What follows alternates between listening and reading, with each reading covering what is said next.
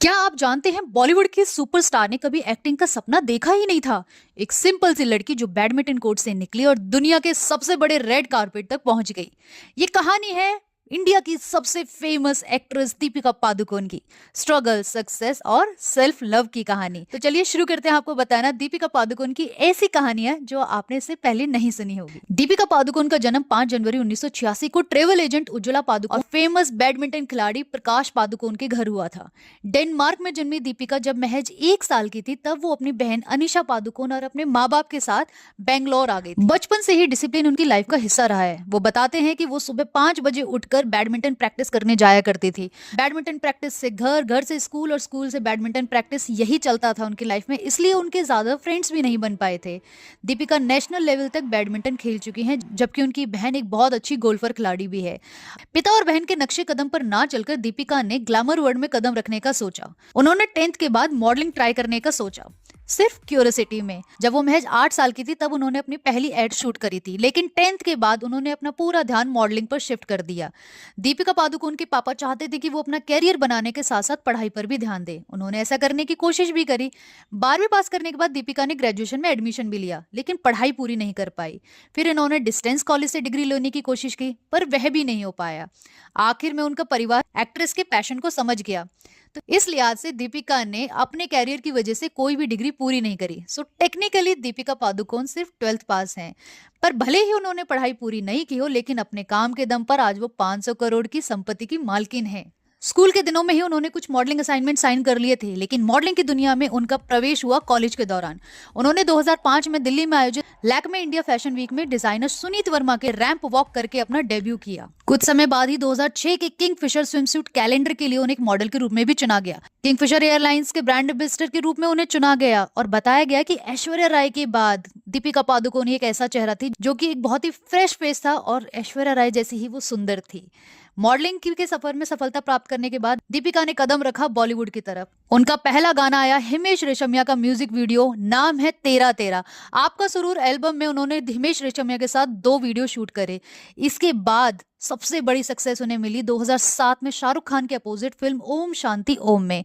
इस फिल्म ने दीपिका को ओवरनाइट सुपरस्टार बना दिया। फराह खान ने दीपिका को ऑलमोस्ट 6 महीने तक ट्रेन किया था डायलॉग, डिलीवरी और एक्सप्रेशन के लिए।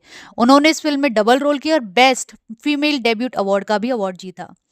अब बात करते हैं उनकी पर्सनल लाइफ एंड ब्रेकअप की। दीपिका का नाम पहले एक्टर रणबीर कपूर के साथ जुड़ा हुआ था। उनका ब्रेकअप दीपिका के लिए इमोशनली बहुत टफ था। वो कहती थी कि वो रात रात भर रोती थी। एक इंटरव्यू में उन्होंने कहा था कि उन्होंने चीटिंग को फॉरगिव किया था, पर बाद में रियलाइज किया कि सेल्फ रिस्पेक्ट ज्यादा इंपॉर्टेंट थी। दीपिका को रणबीर कपूर से बहुत बड़ा धोखा मिला था जिसको वो सहन नहीं कर पाई और वो इसके बाद डिप्रेशन में भी चली गई थी। ये फेस उनकी लाइफ का सबसे ज्यादा टर्निंग पॉइंट था। 2014 में जब वो कैरियर के पीक पर थी तब दीपिका डिप्रेशन से गुजर रही थी और ये बात आम जनता को मालूम नहीं थी। उन्होंने ओपनली एक्सेप्ट किया था कि वो बिना वजह रोती रहती थी और उनको जीने का मन नहीं करता था। वो बार बार रणबीर कपूर को माफ कर रही थी, लेकिन जब उन्होंने उसे रंगे हाथ पकड़ा तब वो माफ नहीं कर पाई और उन्होंने ब्रेकअप करके अपनी सेल्फ रिस्पेक्ट को चूज किया। इंडिया में मेंटल हेल्थ पर ओपनली बात करना तब कॉमन नहीं होता था। इसी वजह से उन्होंने 2015 में फाउंडेशन शुरू की, live love laugh foundation. Deepika ने एक वक्त पर मेडिसिन ली और थेरेपी भी ली और ओपनली एक्सेप्ट किया। इस ऑनेस्टी ने उनको सिर्फ एक्ट्रेस नहीं, रोल मॉडल भी बना दिया। डिप्रेशन से निकलने का उनके पास एक ही तरीका था, अपने आप को काम में बिजी रखना। और फिर आए उनके पावरफुल रोल्स और पावरफुल मूवीज, कॉकटेल, ये जवानी है दीवानी और पद्मावत। उन्होंने न सिर्फ बॉलीवुड में बल्कि हॉलीवुड मूवीज में भी काम किया। Return of gender case opposite, Vin Diesel. Deepika Padukone Cannes film festival में जूरी मेंबर भी रह चुकी हैं, जो किसी भी इंडियन एक्ट्रेस के लिए बहुत बड़ी बात है। दीपिका ने 2018 में एक्टर रणवीर सिंह से शादी करी। उनकी लव स्टोरी फिल्म रामलीला के सेट से ही शुरू हो गई थी। इटली के लेक कोमो में उनकी प्राइवेट वेडिंग हुई, सिर्फ क्लोज फैमिली के साथ।